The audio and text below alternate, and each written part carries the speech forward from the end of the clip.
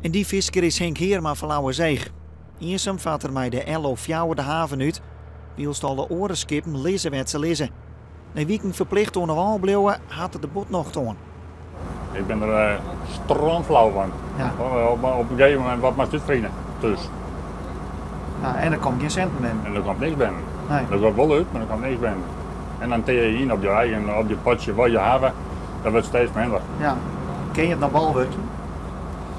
Zuinig leven. Echt zuinig. Geen gekke dingen aan. Net mijn vakantie van Timmer. Net mijn vakantie. De kanalen die het Heerma joet op visket, kunnen mij naar Den Haag. En worden mij de petitie onbeen onder de Kamerleden. Normaal dan weet je wat je vangt. Dan weet je dat van week op week en dan weet je ongeveer van ik moet daar even heen of ik moet daar even heen. Maar nu hebben we alweer 4 weken stil aan.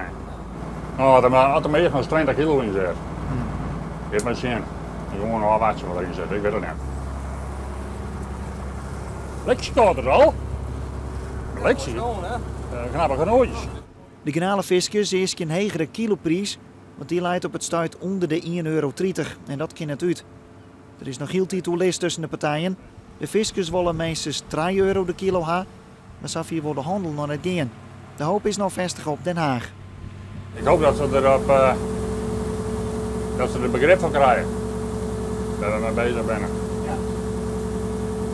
En hopen dat er een beetje meer structureel, een beetje alles geleiden kan. Dat het net alweer bulk is, dat iedereen maar voor zichzelf doet. Dat er voor iedereen echt wat is.